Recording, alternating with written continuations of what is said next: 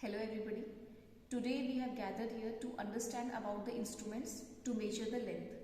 Generally in real life when we want to measure the length we go for the instruments just like ruler, meter scale, measuring tape.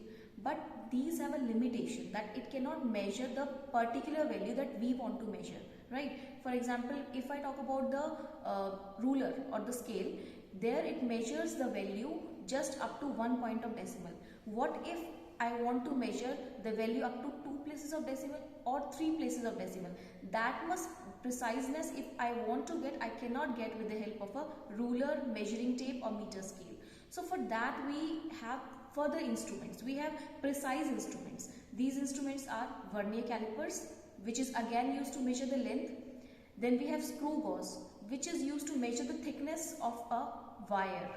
Then we have spherometer, which is used to measure the radius of curvature of any spherical object. So let us see all of them and let us have a look how do we use them and what are their parts. So first of all we are going to see a vernier caliper.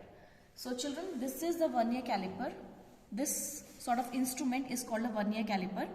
It is having two scales. This scale that you can see here, which has division up to 15 centimeter. This is called the main scale, right? We have another scale, this small scale. Can you see here this one, small scale? This is called the vernier scale, right? So 9 divisions of main scale are always equal to the 10 divisions of main scale, right? Now how do we measure it? We have two scales, main scale and this is called vernier scale. These two are called the jaws, right? These two are called the outer jaws and these two, the upper ones, are called the inner jaws, right? This is a pressing button which you can press and move the vernier scale over the main scale. By pressing this we can move this small one vernier scale over the main scale. Now what if I want to measure the length of this wooden box? So what I have to do? I have to move the vernier scale so that I can fix this wooden part inside the outer jaws of the vernier scale. So now we are going to see the divisions. So how we are going to find out the divisions? So what we are going to do? We are going to see the very first division of the vernier scale which is coinciding with the main scale, and with the help of that we are going to find out the value of the length, right? So now let us see a small description of screw gauge. So children, here I have a screw gauge. This instrument is called a screw gauge, right? In this instrument again we have two scales, right? This part is called the sleeve, right? This part is called sleeve. On the sleeve we have a main scale, right? And with the help of this thimble, this is called thimble. With the help of thimble I can see here there is a circular scale, right? So again we have two scales here, main scale on the sleeve and the circular scale on the thimble, right?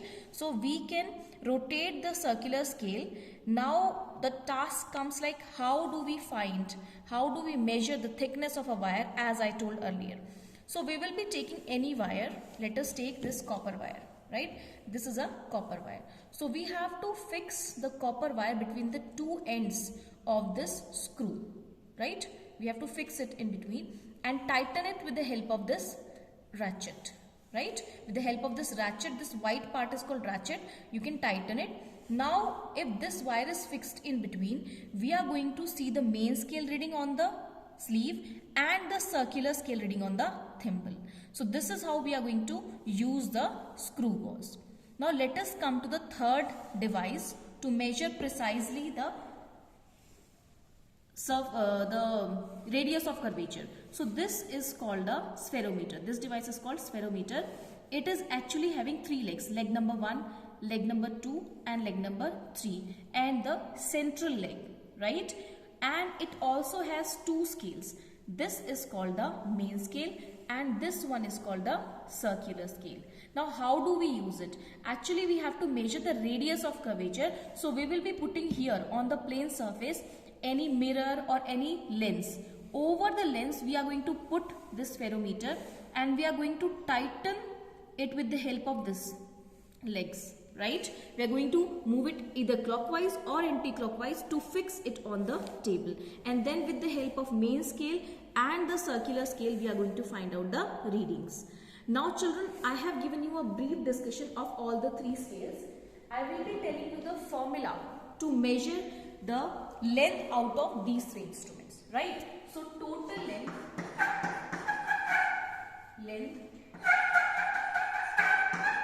is equal to main scale reading plus your circular scale, or you can say vernier scale reading, into least count. So this is a formula that goes for all of these instruments, right? So now let us have a look at the least count, right? Least count means minimum measurable value of the instrument, right?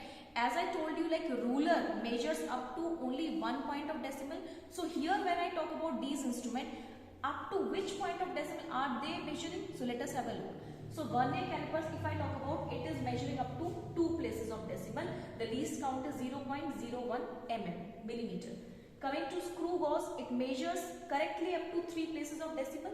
This is 0.001 Coming to spherometer, it again measures the radius of curvature of any spherical object up to correct 2 places of decimal. So children, with the help of these instruments, that is vernier calipers, screw gauge and spherometer, we can measure the length accurately or precisely up to the decimal points we want to measure. Thank you so much.